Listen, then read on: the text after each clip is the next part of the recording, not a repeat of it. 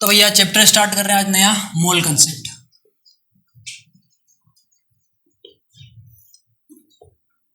मोल concept से आपको सीधा कोई क्वेश्चन डायरेक्ट तो नहीं मिलेगा, लेकिन हर चैप्टर में यूज होता है।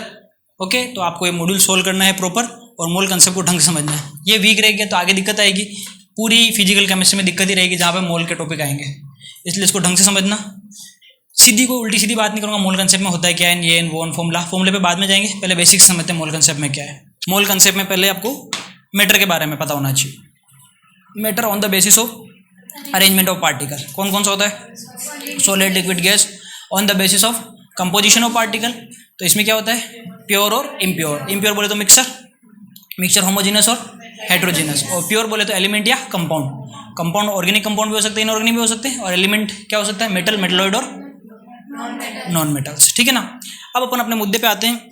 मोल कंसेप्ट में कुछ बेसिक चीज़ें अपन ध्यान रखते हैं कि जैसे शुरुआत में साइंटिस्ट लोगों को मोल के बारे में आइडिया नहीं था, वो तो कुछ और ही तरीके से चीज़ों को कैलकुलेट करते थे।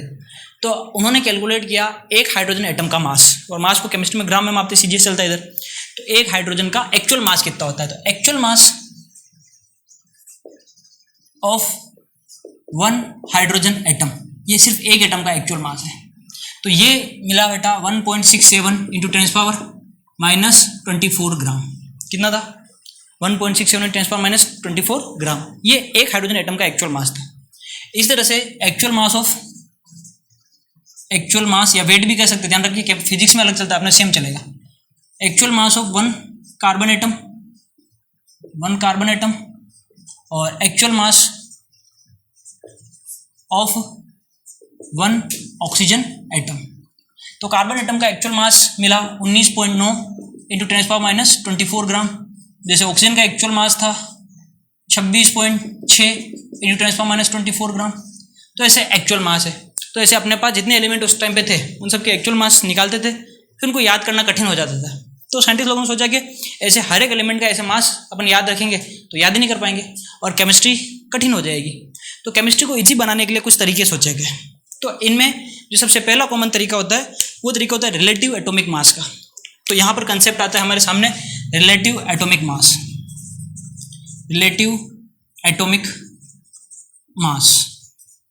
ठीक है, इसको शॉर्ट में RAM कह देते हैं, रिलेटिव एटॉमिक मास। तो सबसे पहले कंसेप्ट ये आया कि आप एटॉमिक मास को सबको याद नहीं कर सकते, तो उनको रिलेट कर लीजिए और रिलेट करके याद कर लीजिए। रिलेट करके चीज़ों को याद करना आसान होता है। आप पूछेंगे ऐसे कैसे? तो आपको एग्जांपल के लिए समझा रहा हूँ। मान लिया अपने पास ब्लॉक है 3, ये रहा एक ब्लॉक है, ये रहा दूसरा ब्लॉक है और ये तीसरा ब्लॉक है। अब इन ब्लॉक का मैं मास कंसीडर करता हूँ। मान लीजिए इसका मास है 1.2232, ये इसका मास है। इस ब्लॉक का नाम है ए ब्लॉक। इस तरह से एक ब्लॉक है बी और इसका जो मास है 2.4462 है। इसी तरह से एक ब्लॉक सी है और इस ब्लॉक का जो मास है 3.6696 है। ठीक है ना। तो इतने ग्राम का ये ब्लॉक है, इतने ग्राम का ये ब्लॉक है और इतने ग्राम का ये ब्लॉक है। और आपको का इंडिविजुअल आपको इन तीनों ब्लॉक का मास याद करना है। तो आप एक का मास याद करेंगे, फिर दूसरे का मास याद करेंगे, फिर तीसरे का मास याद करेंगे। तो ऐसे आपके कॉम्प्लिकेशन पड़ जाएंगे। लेकिन अगर आपको इनके बीच में कोई रिलेशन पता चल जाए तो आपके लिए आसानी हो जाएगी। तो मैंने आपको कहा कि आप ए का मास याद कर लीजिए। तो आपने रट के ए का मास याद कर लिया। भाई ए ब्लॉक का जो मास है, मान लीजिए ये जो दे रखा है 1.2232 एग्जाम्पल के लिए लिया, इतना मास है। फिर मैंने कहा इसका और बी का कोई रिलेशन है क्या? तो हमने बी के मास में ए के मास का भाग दिया, तो सरप्राइजिंगली हमें 2 मिला। ये 2 टाइम्स है, इसका जस्ट 2 गुना है। देखो मैंने ऐसे सेट किया, ठीक है ना। और जो सी का मास है, वो सी का मास इसका कितना बेटा? 3 टाइम्स है।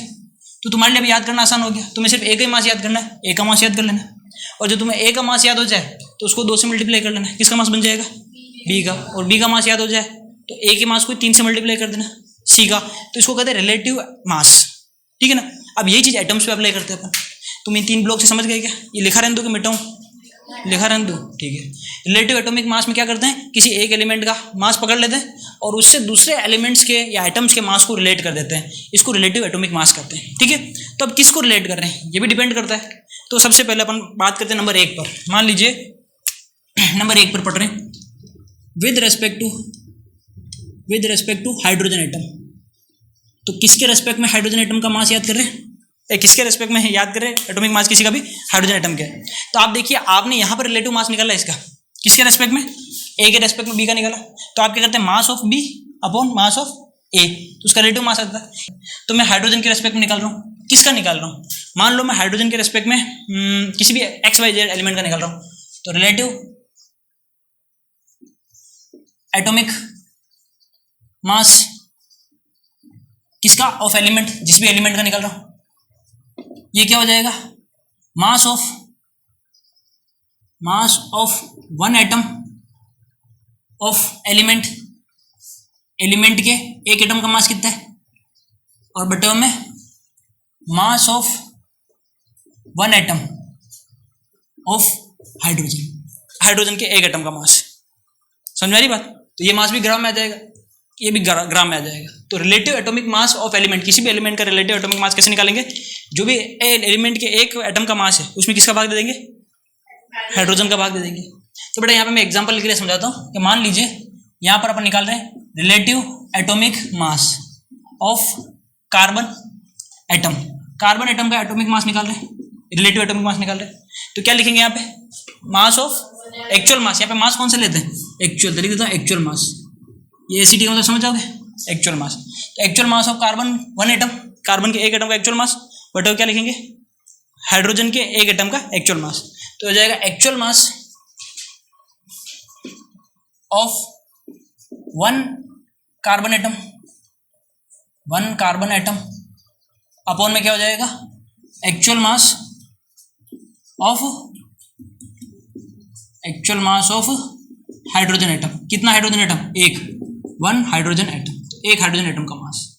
समझ गए क्या? तो इसी क्या पता चलेगा अपन, कार्बन का रिलेटिव एटॉमिक मास पता चल जाएगा। तो relative atomic mass of carbon, relative atomic mass of carbon atom, actual mass of carbon element, carbon के एक एटम का मास कितना मिला अपन को, अरे बोलो, लिख तो रखा है 19.9 इंटू 10⁻24 ग्राम, बटा हाइड्रोजन का कितना है 1.67 इंटू 10⁻24, तो ग्राम से ग्राम कट गया, और सरप्राइजिंगली हमें ये 12 मिला, कितना मिला 12, तो ये 12 सरप्राइजिंगली हमें 12 मिल गया। तो इसका मतलब कार्बन का रिलेटिव एटॉमिक मास कितना है 12, और रिलेटिव एटॉमिक मास की कोई यूनिट नहीं लगा रखी हमने, ठीक है ना। अब इस तरह से अपन ऑक्सीजन का भी निकाल सकते हैं, तो relative atomic mass of oxygen atom, उसके लिए फॉर्मूला क्या बन जाएगा, actual mass of one oxygen atom बटा क्या हो जाएगा, actual mass of one hydrogen atom, ठीक है ना। तो रिलेटिव एटॉमिक मास, ये तो एक स्टार लगाया, दूसरा स्टार अगला यहाँ पे, relative atomic mass of oxygen atom, ये हो जाएगा ऑक्सीजन के एक एटम का मास कितना निकाला अपन ने 26.6 इंटू 10⁻24 ग्राम, अपन हाइड्रोजन का एक्चुअल मास कितना है 67 इंटू 10⁻24 ग्राम। सरप्राइजिंगली हमें ये 16 मिला, कितना मिला, तो ऑक्सीजन का रिलेटिव एटॉमिक मास कितना हो गया 16। तो फिर चीज़ें याद करना आसान हो गया कि अब हमें 3 को याद करना आसान, हम 1 को याद कर लेंगे और 2 को उससे रिलेट कर लेंगे, तो ऐसा दूसरे एलिमेंट्स को भी रिलेट कर सकते हैं। तो एक्चुअल मास क्या होता है समझ में आया क्या, किसी एक को पकड़ लो और उसके रेस्पेक्ट में दूसरों का एक्चुअल मास निकाल लो। तो यहाँ तक का तो अपने निकाल लेंगे, आगे और बात करते हैं, नोट कर लेंगे।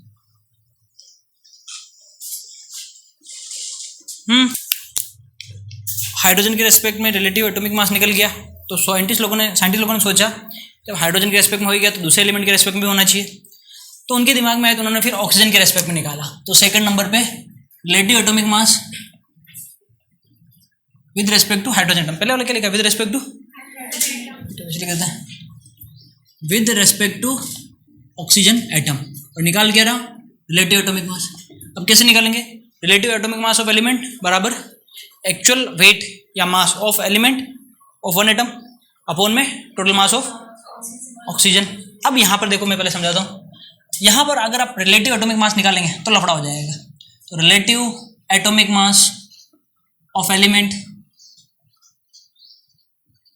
बराबर हो जाएगा एक्चुअल मास या एक्चुअल वेट का दीजिए, एक ही बात है अपने लिए, actual weight of one, actual weight of element, one atom of element, one atom of element.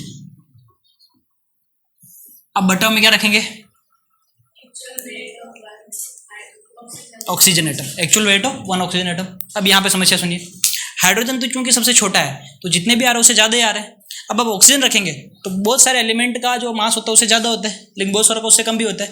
तो जो ऑक्सीजन के बराबर है उससे नीचे चले गए, अब उनका फ्रिक्शन में पॉइंट, मतलब उनका पॉइंटों में आएगा, कम आएगा, एक से कम आएगा। समझे नहीं समझे? तो साइंटिस्ट लोगों के लिए और समस्या खड़ी होगी बेटा। अब तो और ज़्यादा, अपन तो ईजी करने के लिए पढ़ रहे थे, तो और ज़्यादा कठिन होगा ना, कितनों का फ्रैक्शन याद करोगे कि इतना इसका बटा। तो फिर उन्होंने और तरीका सोचा कि उन्होंने कहा कि अपन एक काम करते हैं, ऑक्सीजन के रेस्पेक्ट में ही निकालते हैं, लेकिन ऑक्सीजन का अगर निकालेंगे तो ये कम आएगा ऑक्सीजन के रेस्पेक्ट में, तो ऑक्सीजन का 1/16 हिस्सा निकालते हैं ताकि वो वैल्यू बड़ी बनी रहे। नहीं समझ में आ रहा है? आ गया? तो 1/16 ऑफ 1/16 कर दिया, किसका? Actual weight of one oxygen atom. ये समझ में आया कि नहीं? अब दुनिया के लिए तो आसान हो गया, और अपने लिए तो और आसान हो गया, क्योंकि अपन को जुगाड़ समझ में आ रहा है। साइंटिस्ट लोग जुगाड़ क्या कर रहे हैं? अरे जो कुछ भी कर रखा है ये हाइड्रोजन के तो है, किसके बराबर होगा? 1/16 ऑक्सीजन का किसके बराबर? हाइड्रोजन के। तो ऑक्सीजन के रेस्पेक्ट में भी हो गया, और हाइड्रोजन वाली बात भी रहेगी, और हमेशा एक से ज़्यादा आ रहा है, तो कोई दिक्कत वाली बात नहीं आई। लेकिन यहाँ पर समस्या खड़ी हो गई। क्यों? क्योंकि ऑक्सीजन एटम का ले रहे हैं, तो ऑक्सीजन का आइसोटोप्स होते हैं। ऑक्सीजन से क्या होता है बेटा? बहुत सारे आइसोटोप्स होते हैं, तो ये आइसोटोप्स है। अब आइसोटोप्स तो है, ऑक्सीजन का 16 है, ऑक्सीजन 17 है, ऑक्सीजन 18 है, ऐसे आइसोटोप्स है। तो इन आइसोटोप्स का अबंडेंस ज़्यादा है मतलब कोई आपने सैंपल लिया, इस सैंपल में अगर मान लीजिए 90% मैं ले रहा हूँ, 90% ऑक्सीजन 16 है, तो मैं यहाँ पे 16 वाले का एटॉमिक मास यूज कर लेता हूँ, कोई दिक्कत वाली बात नहीं। लेकिन सिग्निफिकेंट मतलब 16% ऑक्सीजन 16 जो है ना वो भी है, लेकिन ऑक्सीजन 17-18 भी बहुत ज़्यादा अमाउंट में है। तो फिर आप इन दोनों को नेग्लिजिबल नहीं मान सकते, क्योंकि अच्छे खासे अमाउंट में। तो फिर ये वैल्यू हमेशा अलग आएगी। समझे नहीं समझे? जिस आइसोटोप में ऑक्सीजन 17 और ऑक्सीजन 18 हो गए, उसमें ये वैल्यू बड़ी आएगी, तो ये वैल्यू हमेशा अलग अलग आएगी। तो फिर समझ में आ गया IUPAC को कि ऑक्सीजन के रेस्पेक्ट में सही नहीं है। तो IUPAC के सामने क्या समस्या खड़ी हुई, समझ में आ गया? क्लियर है ना? ऑक्सीजन के रेस्पेक्ट में निकाला, लेकिन ये वैल्यू चूंकि इनके आइसोटोप्स बहुत सारे मिल रहे थे, और इनके आइसोटोप अच्छी खासी अमाउंट में थे, नेग्लिजिबल नहीं थे, इस वजह से इन वैल्यू को छोड़ नहीं सकते। आपको ये तो पता है ना, किसी का एटॉमिक मास वगैरह निकालते तो तीनों आइसोटोप का लेते हैं, किसका परसेंट इंटू कितना वेट है उसका एवरेज निकालते हैं। तो जब एवरेज निकालेंगे तो इनका भी रोल आएगा कि नहीं, अगर अच्छा खासा अमाउंट है इनका, तो ठीक है ना। तो फिर ऑक्सीजन मामला सेट नहीं हुआ, उन्होंने कोई बात नहीं, और निकालते कार्बन का। तो ऑक्सीजन के बाद अब किसकी बारी आई? कार्बन की। तो ये लो साहब कार्बन की बारी, with respect to carbon atom. अब बेटा कार्बन एटम के भी क्या होते हैं? बहुत सारे आइसोटोप्स। अरे वो वाला बंद कर दो, ये तो कुछ नहीं, वो वाला उधर से बंद कर दे। क्या हुआ? ये कैसे चलाएंगे अभी? मेरी आवाज़ दब जाएगी ये चलाऊंगा तो। ये तो चालू ही है वैसे, लाइट आई चल जाएगा। हैं? जल गई? हाँ उधर से बंद कर दे, दरवाजा खोल के अंदर से। With respect to carbon atom. अब कार्बन के भी बहुत सारे आइसोटोप्स होते हैं, तो अब कार्बन का कौन सा आइसोटोप पकड़े? और अगर कार्बन के आइसोटोप होते हैं, आपके मन में पहला सवाल होगा हाइड्रोजन के नहीं होते? हाइड्रोजन के भी आइसोटोप्स होते हैं, कार्बन के भी आइसोटोप है। अब कार्बन के 3 आइसोटोप होते हैं। जैसे कार्बन के आइसोटोप की बात करें तो आइसोटोप्स कार्बन 12 होता है, कार्बन 13 होता है, और कार्बन 14, ये सारे के सारे। तो उस हिसाब से इसका भी वैल्यू अलग अलग आएगा। लेकिन क्या होता है कि नेचर में जब ये इनका एग्जिस्टेंस देखा गया अबंडेंस, तो कार्बन 12 का जो अबंडेंस है वो है 98.75%, इसका अबंडेंस है 0.75%, और इसका अबंडेंस है मान लो 0.50%। ठीक है ना? तो ये दोनों तो वैसे नेग्लिजिबल है। तो आप किस आइसोटोप का वैल्यू यूज करेंगे? 12 का ही, तब कोई दिक्कत ही नहीं आएगी, सबका फिक्स हो जाएगा। समझ में आ रही बात? तो फिर यहाँ पे क्या हो जाएगा? Relative atomic mass of element, किसी भी एलिमेंट का रिलेटिव एटॉमिक मास बराबर क्या हो जाएगा?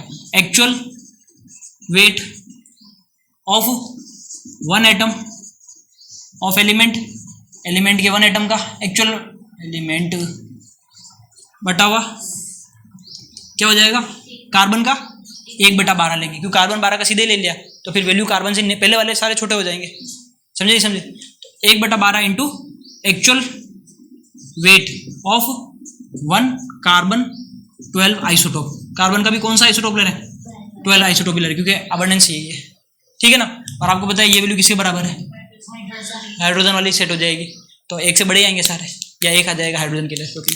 ठीक है ना? तो ये लोगों के लिए आसान हो गया, और IUPAC को भी यहाँ पे संतुष्टि हो गई कि बेटा आपको दिक्कत वाली बात ही नहीं है। IUPAC खुश हो गई कि आपने तो सब सेट हो गया डाटा। तो IUPAC ने फिर इस तरीके को चला दिया, और ये तरीका आज भी वैलिड है। तो आज भी आप किताबों में पढ़ते ये वाला तरीका लिखा होता है, मिलता है ना किताबों में। आप 10वीं क्लास में थे तो आपको यही पढ़ाया गया था, आपको समझ में कुछ नहीं आया था, पढ़ा के तो यही कहते। ठीक है ना? तो ऐसे होता है। 10वीं में था ठीक है, अब ये सब चीज़ें हो गई। तो अभी यहाँ पे हो क्या रहा है कि आप जब भी निकाल रहे हैं तो इसका जो यूनिट होता है वो क्या होता है, ग्राम, और इसका भी यूनिट होता है ग्राम। इसकी यूनिट से इसकी यूनिट कट गई। तो यहाँ पर मैं जो भी लिख रहा था उनके यूनिट नहीं आ रहे थे, जैसे 12 16 लिखा ना अभी, उनके यूनिट नहीं आ रहे थे। अब आईयूपीएसी को ये समझ में आ गया कि भाई ये तरीका हमने वैलिड कर दिया, ये सब जगह चलेगा, तो इसको यूनिट देनी चाहिए। तो फिर बाद में आईयूपीएसी ने इसको यूनिट असाइन करी। ये बात मैं लिख दूँ, unit was assign to RM. तो बाद में आईयूपीएसी ने आरएम को क्या दिया, यूनिट दी। अब वो यूनिट क्या थी, AMU, या फिर इसको और क्या बोलते हैं, यू। AMU बोलते हैं या फिर इसको यू भी बोलते हैं। AMU का मतलब होता है एटॉमिक मास यूनिट, और यू का मतलब होता है यूनिफाइड मास। दोनों ही सही है ना। तो या तो आप इसको एटॉमिक मास यूनिट बोलिए या इसको यूनिफाइड मास बोलिए। तो अब अपन बात करते हैं relative atomic mass of hydrogen atom. Hydrogen का रिलेटिव एटॉमिक मास खुद के एक हो गया क्या, तो एक की कोई यूनिट नहीं है, लेकिन आईयूपीएसी ने क्या कर दिया, इसको यूनिट असाइन कर दी। तो क्या होगा, AMU, 1 AMU। समझ में आया कि नहीं आया, आ गया। इसके बाद आप बात करेंगे relative atomic mass of hydrogen के बाद कौन है, कार्बन एटम का कितना हो जाएगा बेटा, 12 AMU, ठीक है ना। Relative atomic mass of oxygen atom, तो ऑक्सीजन के एक एटम का रिलेटिव 16 AMU। ये 1 एटम की बात हो रही है ना, ध्यान रखना, एटॉमिक मास मतलब 1 एटम की बात कर रहा हूँ मैं। इसी तरह से आप बोलिए रिलेटिव एटॉमिक मास ऑफ, और किसका लो में, कार्बन, नाइट्रोजन का ले लेते हैं, नाइट्रोजन एटम। बोलो कितना हो गया, 14 AMU हो गया, ठीक है। और कौन बच रहा है, सारे हो गए। हीलियम का ले लो, relative atomic mass of helium 4 AMU। चलो हाइड्रोजन के रेस्पेक्ट में बात करते हैं।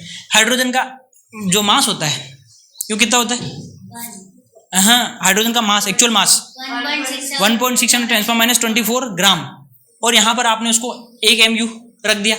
मतलब अपन को 1 AMU के बारे में जानकारी मिल गई कि 1 AMU की जो वैल्यू होती है ये कितनी होती है, 1.67 × 10⁻24 ग्राम। तो अपन 1 AMU को ग्राम में और ग्राम को AMU में रिप्लेस करने में सक्षम हो गए कि नहीं हो गए। ये समझ में आया कि नहीं आया, नहीं आया, समझ में आ गया। हालांकि मॉडर्न फिजिक्स में भी पढ़ के आए हैं आप, ठीक है। एक और बात बता दूं, यहाँ पर जो मैं कैलकुलेशन कर रहा हूँ मैंने यहाँ पर 1.67 रखा है, लेकिन ये 1.66 आगे समथिंग कुछ होता है, ठीक है ना। लेकिन अपन को इतनी बारीक कैलकुलेशन नहीं करनी, अपने आंसर आ जाएंगे। तो अपन को यहाँ पे कोई PhD नहीं करनी है, अपन को जस्ट एक एग्जाम क्लियर करना है। इसलिए मैं जो लिख रहा हूँ वो लिख लीजिए, आपका एग्जाम का क्वेश्चन हो जाएगा, आपको मॉड्यूल के सारे क्वेश्चन हो जाएंगे, तीनों एक्सरसाइज हो जाएगी, और जो भी आप बुक सोल्व करते हैं आपकी नीट लेवल की वो बुक सोल्व हो जाएगी, ठीक है। इससे ज़्यादा PhD नहीं करनी, वरना इसकी वैल्यू में PhD हो जाती है लोगों की। लिख लो,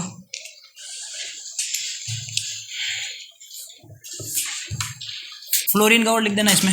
फ्लोरीन का कितना होता है, 19।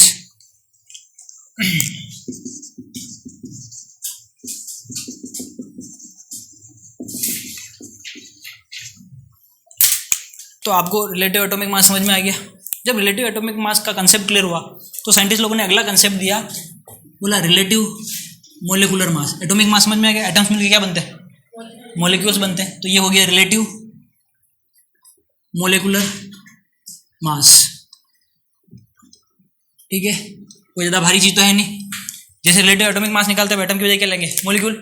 तो रिलेटिव मोलिकुलर मास बराबर क्या होता है, एक्चुअल वेट या वेट ऑफ 1 मॉलिक्यूल। एक मॉलिक्यूल का वेट ले लो, बटन क्या कर दो 1/12 into weight of 1 atom of carbon 12 isotope. बात समझ में आ गई क्या।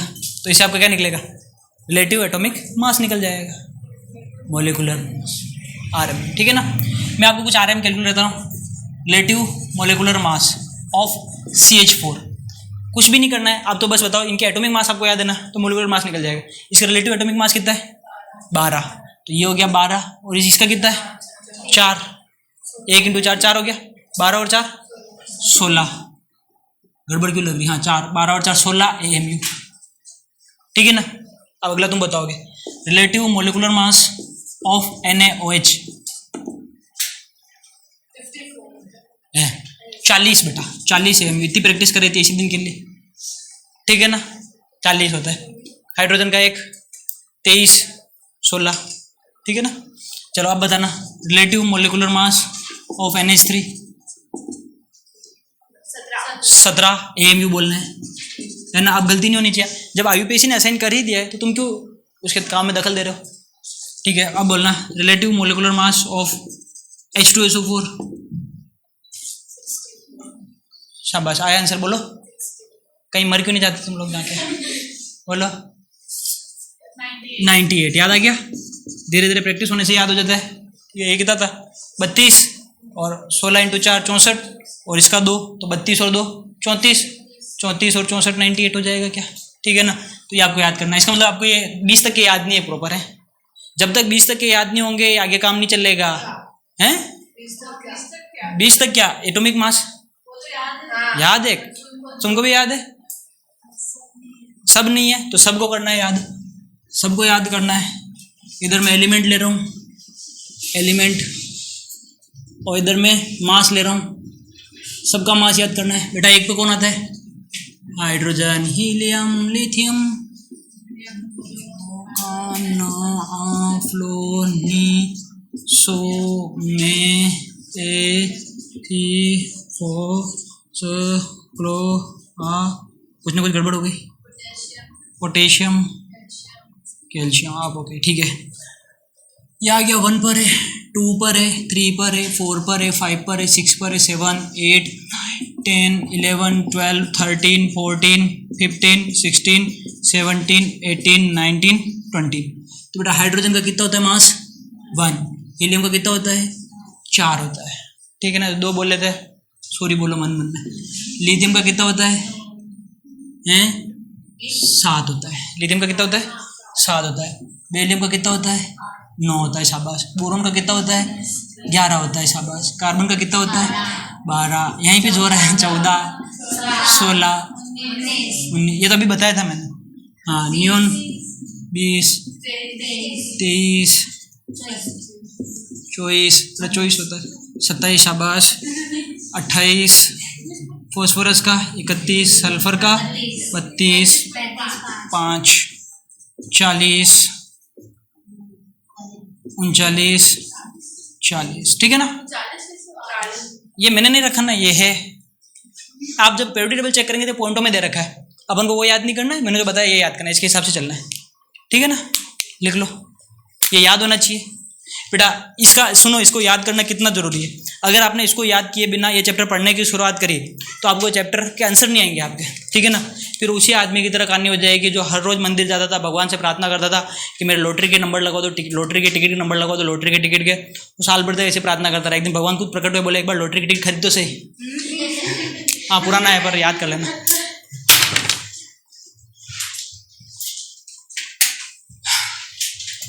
अपन कहाँ पर है, क्या पढ़ा है, लास्ट टॉपिक क्या था, चलो रिलेटिव मॉलिक्यूलर मास पढ़ा दिया। अब आगे एक टॉपिक पढ़ना है अपन को, एवोगैड्रो नंबर। एवोगैड्रो नंबर, जिसको शॉर्ट में डिनोट करते हैं NA से। एक साइंटिस्ट थे जिनका नाम था अवोगाद्रो या एवोगैड्रो। उन्होंने कहा मैं कुछ देना चाहता हूँ नंबर, मोबाइल नंबर नहीं, एक नंबर देना चाहते हैं। तो उनका दो भाई, तो उन्होंने नंबर दिया, उसको बोलते हैं NA या एवोगैड्रो नंबर, जिसकी वैल्यू होती है 6.023 × 10⁻23।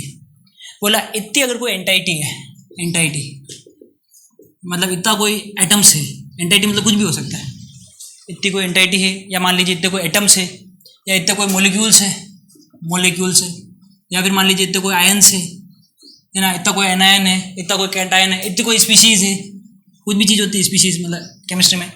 तो उन सबको उनका 1 मोल बोलना है। क्या बोलना है, 1 मोल। मतलब इतनी कोई चीज़ है तो उसको आप क्या बोलेंगे, 1 मोल कहेंगे। ठीक है ना, उन्होंने बस नाम दे दिया, इसको मोल कहना है, मोल। ठीक है, अब आप सोच रहे हैं कितनी बड़ी वैल्यू है मोल, तो ये मोल जो है ये हकीकत में बहुत बड़ी वैल्यू है। ठीक है, 1 मोल 6.023 × 10⁻23, मतलब इसके 23 बार जीरो लगेगा। ठीक है ना, 23 बार जीरो लगने पे बहुत बड़ी संख्या बढ़ जाती है।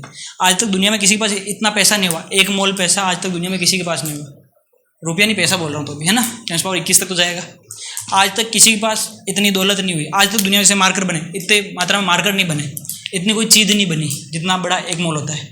तो ये टर्म कोई यूज नहीं करता है। जैसे आप कहते हो 12 के समूह को दर्जन कहते हैं, तो आप बचपन से दर्जन सुनते आ रहे हैं, क्योंकि ये एक प्रैक्टिकल चीज़ जो आप डेली लाइफ में उपयोग में लेते हैं। लेकिन हमारी प्रैक्टिकल डेली लाइफ में ऐसी कोई चीज़ है नहीं जो इस मोल के बराबर हो। इसलिए आप डेली लाइफ में मोल सुने नहीं थे, आप केमिस्ट्री में आने के बाद ही मोल सुने, ठीक है ना। ये एक बहुत बड़ी वैल्यू है, ठीक है। इसका इमेजिन अगर तुम्हारे सर के सारे बाल और पूरी बॉडी पे जितने भी हेयर्स अवेलेबल है, जैसे ये है ना बॉडी हेयर्स, इन सब हेयर्स को भी गिन लिया जाए तो भी 1 मोल के बराबर नहीं होंगे।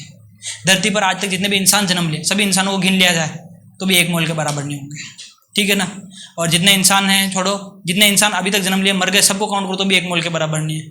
धरती पर जितने इंसान अभी मौजूद है उन सब इंसानों के बाल गिन लो, सारे इंसानों के बाल, तो वो बाल भी मिलकर के 1 मोल के बराबर नहीं है। मतलब 1 मोल अपने आप में बहुत बड़ी वैल्यू है। मतलब किसी फैक्ट्री ने आज तक 1 मोल कोई चीज़ प्रोड्यूस ही नहीं की, समझ रहे बात को। 1 मोल बहुत बड़ी वैल्यू। तो उन्होंने कहा हम 1 मोल दे रहे हैं, हमने कहा ठीक है ले लेते हैं।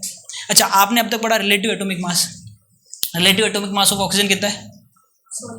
16 AMU। तो वो ऑक्सीजन के एक एटम का मास है, ऑक्सीजन के एक एटम का मास है, ठीक है ना। हम एक्चुअल मास अगर निकालना चाहें तो क्या हम इसे ऑक्सीजन के एक्चुअल मास निकाल सकते हैं? तो हम actual mass of 1 atom of oxygen, actual mass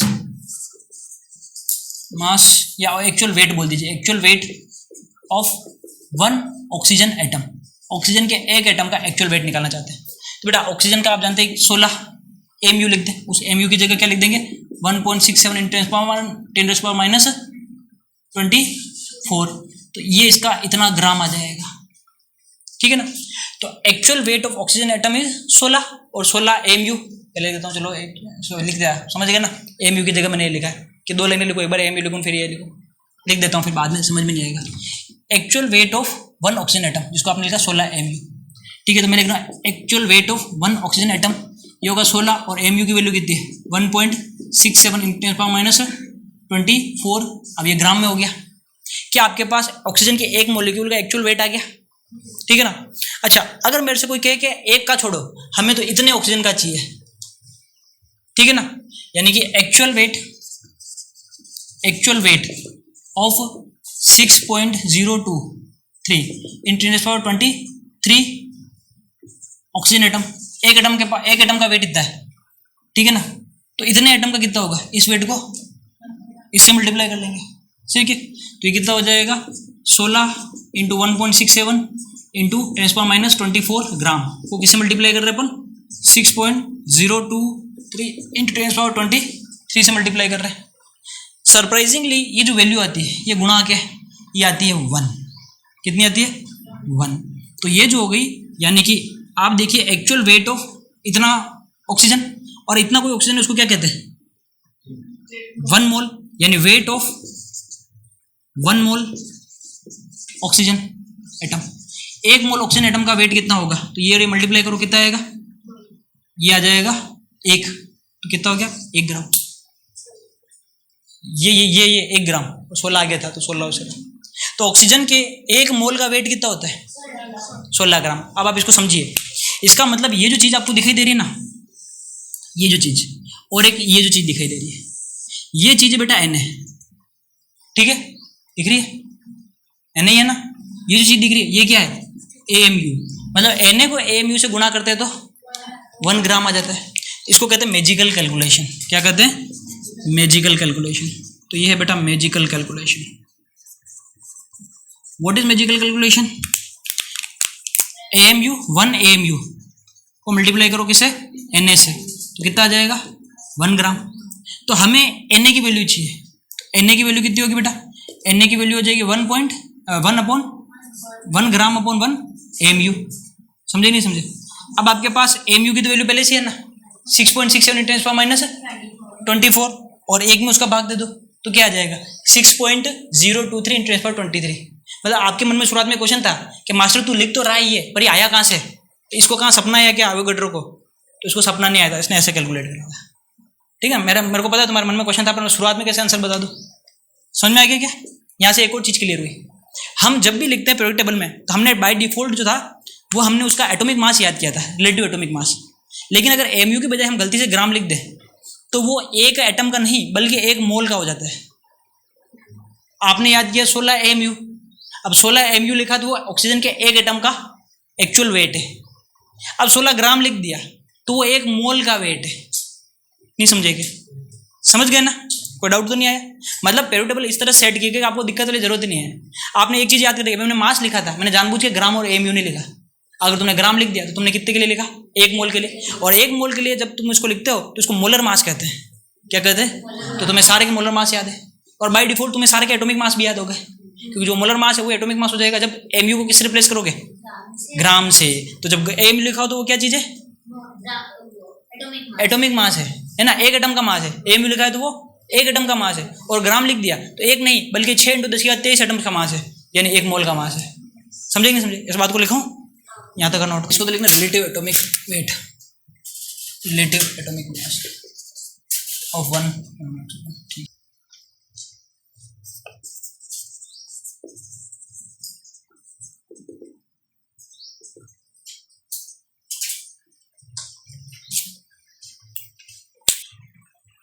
जल्दी लिखो, तुम सिर्फ क्वेश्चन लिखा करो यार, इसमें क्वेश्चन कहाँ है?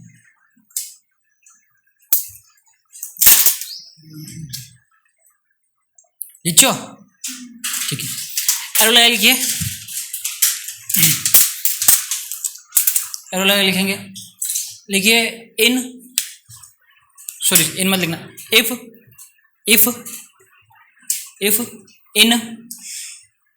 इन आगे तो इन ही है, RAM and RMM, if in RAM and RMM, AMU is replaced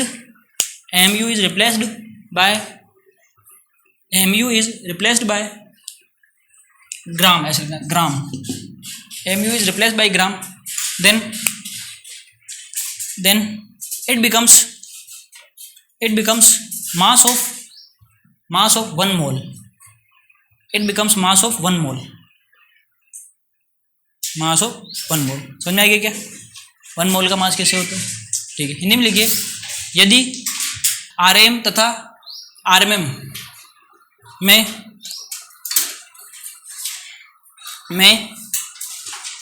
AMU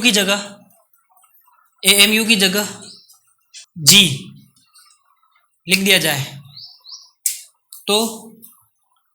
तो यह 1 मोल का द्रव्यमान बन जाता है। यह 1 मोल का द्रव्यमान बन जाता है। समझ में आ गया क्या? चलिए दूसरी चीज़ और लिखते हैं। एक ये एवोगैड्रो नंबर क्या होता है, ये समझ में नहीं आया अपन को, नहीं समझ में आया? आ गया? तो क्या होता है एवोगैड्रो? एक कार्बन का रिलेटिव एटॉमिक मास कितना होता है? 12 MU होता है, ठीक है ना?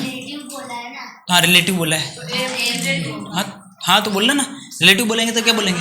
MU, रिलेटिव एटॉमिक मास असाइन, है ना? याद आ रहा है UPSC, MU/U ठीक है। तो कार्बन का रिलेटिव एटॉमिक मास कितना होता है?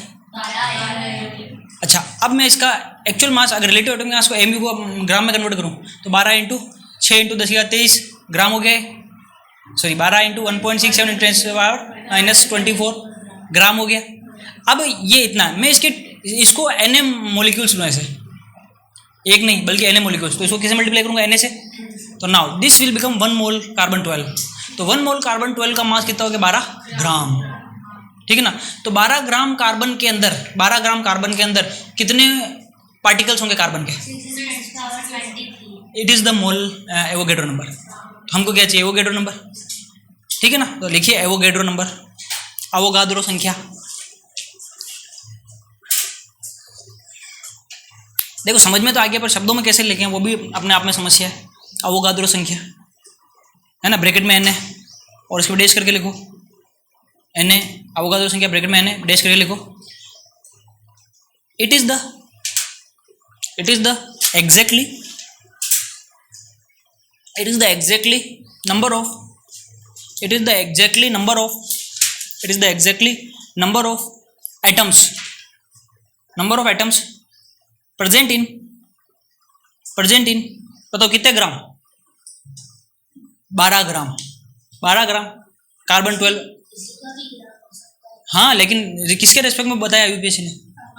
वो मैंने 2 राइट कराए ना, हाँ, ये क्या पागलों सी बात कर, लिखो 12 ग्राम ऑफ, अभी मैंने इसलिए बोल के प्रूव करा पहले, उसके बाद लिखा रहा हूँ carbon 12 isotope, 12 gram of carbon 12 isotope. अब इसको ढंग से बैठी बैठी पढ़, और नहीं समझ में आए तो दोबारा पूछ, ठीक है। हिंदी में लिखिए यह 12 ग्राम, यह 12 ग्राम कार्बन 12, यह 12 ग्राम कार्बन 12, 12 ग्राम कार्बन 12 में उपस्थित परमाणुओं की संख्या होती है, परमाणुओं की संख्या होती है। अब देखो आगे क्या है। जब ये समझ में आई गया, तुम्हारे मन में सिर्फ एक ही डाउट बच रहा है कि मिलीगन ने 1.6 × 10⁻19 कहाँ से लाया अब, है ना। जिंदगी में कुछ सवाल तो बचे रह जाएंगे। ये तो यही याद नहीं आ रहा मिलीगन कौन है। अरे तेल वाला, चलो वो भी किसी दिन आ ही जाएगा, कहीं किसी रोज, हो सकता है प्रैक्टिकल में आ जाए कहीं। अच्छा बुक में दे रखा है तो उधर से पढ़ लेना, करवाया था। अच्छा हो सकता है, मेरे को एग्जैक्ट याद नहीं आ रहा, अभी मैं इस पे फोकस करता हूँ। बेटा आपने पढ़ा रिलेटिव एटॉमिक मास, ये क्या था? हाँ क्या था? मास ऑफ वन एटम, है ना, किसी दूसरे एटम के। फिर आपने पढ़ा रिलेटिव मोलिकुलर मास, तो मास of one molecule other molecule. तो ये एक एटम का और ये एक मोलिक्यूल का मास है, ठीक है ना। अब यहाँ पर एक और टर्म डिफाइन होती है। आपने कहा अगर एमयू में लिखा तो एक एटम का मास है, और अगर ग्राम में लिखा तो एक मोल का है, तो ग्राम मोल ग्राम मोल ग्राम मोल रिश्ता बन गया, ठीक है ना। तो अब कहीं पर भी आपको लिखा मिल जाए 1 ग्राम एटम, कितना लिखा हुआ, तो आपको कितना एटम सोचना है? 1 मोल एटम सोचना है। शाबाश, कितना सोचना है? 1 मोल। 1 मोल लिखेंगे तो हर कोई समझ जाएगा। तो क्वेश्चन घुमाने के लिए क्या लिखेंगे? 1 ग्राम, तो आप 1 ग्राम मत सोच लेना, वजन नहीं दिया है, ये वो उसका वैल्यू दे रखा है, ठीक है ना। ग्राम और एटम एक साथ चिपका के दे रखे हैं। हाँ अरे 12 ग्राम लिखा है तो 12 ग्राम तो 12 के साथ ग्राम लिखा है ना, तो ये तो संख्या के साथ है। अब आपको क्वेश्चन दे दिया कि 12 ग्राम कार्बन के अंदर ग्राम परमाणुओं की संख्या बताओ, तो ग्राम परमाणु या ग्राम एटम्स क्या है? 1 मोल। मैं ये बोल रहा हूँ ये टेक्निकल टर्म है, समझ में आई बात। तो ये वजन नहीं है, आप इसको वजन नहीं समझे, वजन तो नहीं समझ रहे हो इसको, नहीं, वो रिलेट करके रिश्ता बना दिया। रिश्ता बन गया तो रिश्ते को एस्टेब्लिश करना है। ग्राम मोलिक्यूल्स दिया है, तो जहां पर ग्राम मोलिक्यूल्स लिखा है आप क्या समझेंगे? 1 मोल मोलिक्यूल, समझ गए क्या? कहीं पे लिखा है जैसे 1 ग्राम आयंस, तो क्या समझना है? 1 मोल आयन समझना है। ये समझ में आया कि नहीं? फिर पिछले साल कॉपी की छत पे लिखाना पड़ा था, चूक गया था मैं कहीं, याद आया? इस बार छोटी छोटी गलतियां मत करना, ये वजन नहीं है, पहले से बता रहा हूँ, रिश्ता बना करके इसको समझा रहा हूँ मैं, ठीक है। अब समझ में आ गया ग्राम का क्या रिश्ता है, मतलब एमयू में हो जाए तो 1 के लिए, और ग्राम में हो जाए तो 1 मोल के लिए। और याद रखना भी आसान है, एएमयू की फुल फॉर्म क्या है? तो फिर एटम का ही है ना भाई, ठीक है। तो ग्राम वाला किसके लिए? फिर मोल के लिए, ठीक है ना। अब मान लीजिए मैं लिख रहा हूँ ग्राम एटॉमिक मास, तो ये क्या है? Mass of 1 mole atom. ये क्या है? मास ऑफ 1 मोल एटम, ठीक है ना। ग्राम एटॉमिक मास, ठीक है ना। एक होता है ग्राम मोलिकुलर मास, क्या है बोलो? Mass of 1 mole molecule. बोलो बात समझ में आ गई क्या? 1 मोल मोलिक्यूल। तो 1 मोल मोलिक्यूल को और 1 ग्राम मोलिक्यूल को ऐसे लिखते हैं। तो आपको जीएम और जीएमएम भी समझ में आ गया, आरएएम भी समझ में आ गया, आरएमएम भी समझ में आ गया, एएमयू भी समझ में आ गया, और जी भी समझ में आ गया। अब देखना, देखे इस बात का ध्यान रखना, तुम इसको क्या समझते हो, बस यही गड़बड़ होता है। लिखो देखे इसको। अब आपसे क्वेश्चन पूछता हूँ 1 मोल, ये सॉरी 1 मोल छोड़ो, आपसे क्वेश्चन पूछता हूँ मोल क्या होता है? मोल, शाबाश बेटा। मोल जो होता है, मोल का मतलब होता है, ये ग्रीक शब्द है। कैसा शब्द है? ग्रीक शब्द है, जिसका मतलब होता है हीप, यानी कि ढेर। किसी भी चीज का ढेर जो होता है ना, उसे मोल कहते हैं, ठीक है ना। ढेर समझते हैं? ढेर, तो ये ढेर है, ये ग्रीक लेटर है ना। तो किसी भी चीज का ढेर होगा उसे अपन मोल कह देते हैं, ठीक है ना। अब वो अपन ने डिफाइन कर लिया, इसमें एटम के नंबर वगैरह पता कर लिया, तब केमिस्ट्री के हिसाब से 1 मोल Na के बराबर हो गया। बट टेक्निकली जब इस शब्द को लिया गया तो ग्रीक शब्द से लिया गया जिसका मतलब क्या था, ढेर।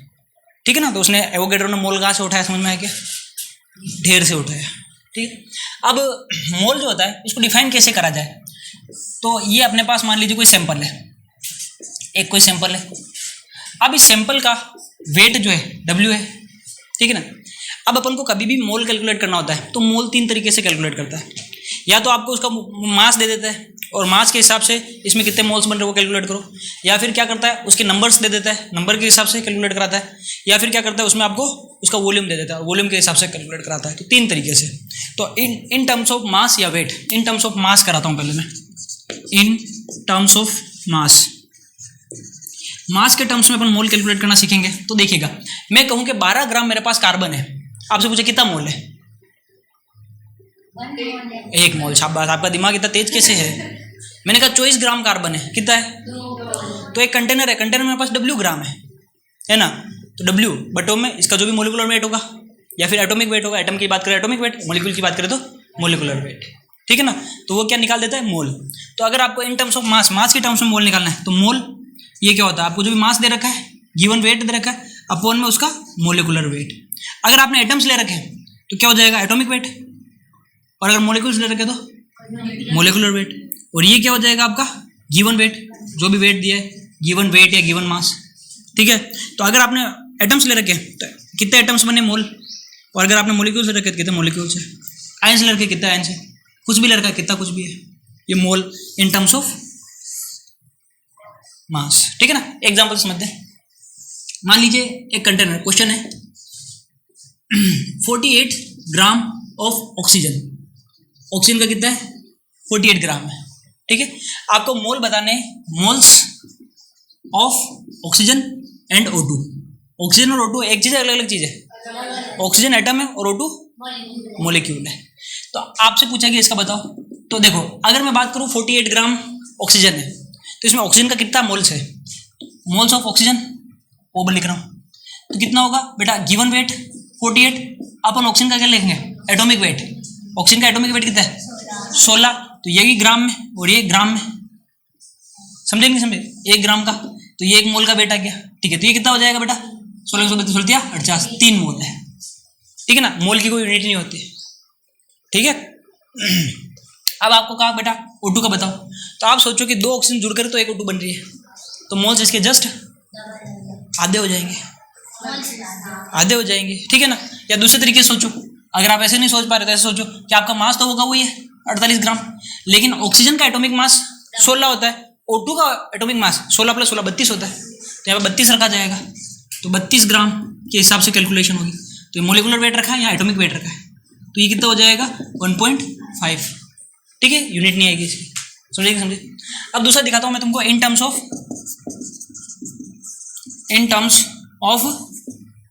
एक तो था मास, एक था नंबर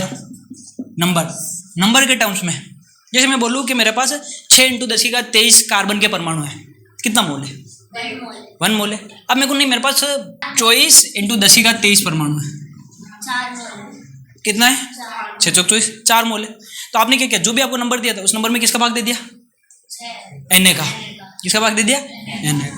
तो यहाँ पर अपन निकाल सकते हैं एटम्स, या किसी का भी मोलिक्यूल्स निकालो, एटम का निकालो चाहे मोलिक्यूल का निकालो, तो ये क्या होगा, जो भी आपको नंबर दिया है बटा हुआ Na। तो दूसरा नंबर की टर्म्स में भी निकाल सकते हैं, नहीं निकाल सकते, ठीक है ना। तो नंबर की टर्म्स में निकला, क्या है, नंबर ऑफ एटम या एटम्स या मोलिक्यूल्स। ठीक है, और ये आपको पता है Na क्या है। ठीक है, तीसरी चीज होती है इन terms of volume, in terms of volume. तो वॉल्यूम की टर्म्स में निकालते हैं बेटा, यहाँ पर थोड़ा लोचा है, वॉल्यूम की टर्म्स में निकालते हैं। तो जैसे ये जो निकलता है, ये एक स्पेशल कंडीशन है एट STP या NTP पर, नॉर्मल टेम्परेचर प्रेशर या स्टैंडर्ड टेम्परेचर प्रेशर पर निकलता है। ठीक है, NTP STP के ऊपर चर्चा करेंगे अभी, जब बिहेवियर ऑफ गैसेस पढ़ूंगा तब इनके ऊपर चर्चा करूंगा NTP STP क्या है। वैसे मैं मान के चलता हूँ, आपको पता है, इतना तो केमिस्ट्री जानते हो ना, कि एक स्टैंडर्ड टेम्परेचर होगा, स्टैंडर्ड प्रेशर होगा, उस कंडीशन को NTP STP कहते हैं। तो उस NTP STP पर ही जो होता है 1 मोल का वॉल्यूम डिफाइन किया गया, और वो आया 22.4, कितना आया 22.4 लीटर। तो अब मान लीजिए मेरे पास ये कंटेनर के अंदर ऑक्सीजन गैस भरी हुई है, और इस ऑक्सीजन का वॉल्यूम जो है, गैस बोल रहा हूँ, ऑक्सीजन गैस का वॉल्यूम जो 22.4 लीटर है, कितना है तो कितने मोल है? एक। अब मैंने कहा 22.4 नहीं है बल्कि 44.8 है, 2 मोल है। तो आपको जो भी वॉल्यूम दे रखा है उसमें किसका भाग दे देंगे? 22.4 का। तो यहाँ पर जो होगा मोल, ये क्या होगा? गिवन वॉल्यूम, जो भी वॉल्यूम दे रखा है अपॉन 22.4 लीटर। इसका तो ऊपर का वॉल्यूम भी किसमें होना चाहिए? अगर ऊपर का वॉल्यूम मिलीलीटर में है, ml में है, फिर नीचे किसे करेंगे? 22,400 से, तो ये भी ml में आ जाएगा। तो इससे आपको मोल पता चल जाएंगे। बट ध्यान रखना ये ओनली वैलिडेट। अब तुम्हारे मन में पहला डाउट ये आ रहा है कि 22.4 कहाँ से आ रहा है ना? बट एक इक्वेशन होती है गैस इक्वेशन, पीवी बराबर एनआरटी। अब मैंने बोला स्टैंडर्ड टेम्परेचर प्रेशर, तो प्रेशर यहाँ पर ले लिया 180, ठीक है। वॉल्यूम अपन को निकालना है, 1 मोल ले रखा है, आर की वैल्यू 0.082 और टेम्परेचर 298 ले रखा है। तो इससे कैलकुलेशन करिए तो वॉल्यूम कितना आ गया बेटा? 22.4 लीटर आ गया। बस। तो स्टैंडर्ड टेम्परेचर कंडीशन पर, अब जरूरी नहीं हर क्वेश्चन, ये तो बहुत कम क्वेश्चन होंगे जो स्टैंडर्ड टेम्परेचर प्रेशर पे हो सकता है आपको क्वेश्चन में टेम्परेचर अलग दे दे और प्रेशर अलग दे दे, फिर 22.4 वाला नहीं लगेगा। तब क्या करेंगे सर? तब ये फॉर्मूला है ना, इसमें रखो, प्रेशर दिया है टेम्परेचर दिया तो रखो इसके अंदर, ठीक है ना। लेकिन ये only valid for gases in terms of volume. ये किसके लिए? मैं रेड कलर से लिखता हूँ, only for gases, only for gases. अब आपका सवाल, सर गैसेस के लिए क्यों है? हम दूसरे के लिए लगा दे तो नहीं लगा सकते। कारण आपने इक्वेशन क्या यूज करी है? जो क्या, कौन सी इक्वेशन कहलाती है? आइडियल गैस है तो गैस इक्वेशन ना। तो गैस इक्वेशन तो गैस पर लगाओ। तुम कहाँ पे सॉलिड में लगा रहे हो? तुम कहाँ पे लिक्विड में लगा रहे हो? तुमको बोला है गैस पे तो गैस लगाओ। समझे नहीं समझे? अब तुमको कंफ्यूज करना है हमें, तो मॉड्यूल में भर भर के क्वेश्चन डाल रहे कंफ्यूज करने के लिए। बोलेंगे 22.4 लीटर H2O है और तुम धड़ाक के हाँ 1 मोल हो गया। अरे नहीं हुआ 1 मोल। 22.4 लीटर H2O, H2O क्या होता है? लिक्विड, गैस थोड़ी ना है। तो फिर क्या करना है? 22.4 लीटर से इसका मास पता करो। तो इसका मास पता करेंगे, जो तरीका बताएंगे उसके अकॉर्डिंग, और फिर जो मास लग जाएगा उसमें इसका मोलिकुलर वेट का भाग देके 18 का, और फिर उसके मोल्स पता करेंगे। कंफ्यूजन समझ में आ रहा है क्या? पहले से बता रहा हूँ, ठीक है ना। ये किस पर लगाना है? सिर्फ और सिर्फ गैस पर। लेकिन क्वेश्चन में लैंग्वेज बदल दी, बोला H2O को बॉयल करके 100 डिग्री सेंटीग्रेड टेम्परेचर कर दिया, ठीक है ना। तो H2O वेपर लिख दिया। ओके, तो वेपर के टाइम पे ये लगा देंगे वापस। समझे नहीं समझे? वेपर में ये इक्वेशन लगा देंगे वापस, क्योंकि वेपर तो वेपर होता है, वेपर तो गैस होता है। तो ध्यान रखना, लिक्विड के लिए नहीं लगाना है, सॉलिड के लिए नहीं लगाना है। मन में कितना ही आएगा लगा देते पर नहीं लगाना है। क्यों? क्योंकि मैं मना कर रहा हूँ, ठीक है। लगा दिया फिर तुम जानो क्या लेके आए थे, क्या लेके जाएंगे, ठीक है। नोट कर लो। तो बेटा आज की क्लास में इतना ही। अब कल की क्लास में क्या करेंगे? कुछ क्वेश्चन प्रैक्टिस करेंगे। सारी क्लासेस तो ऑनलाइन नहीं हो पाएगी, ये एक क्लास ही ऑनलाइन डाल रहे हैं।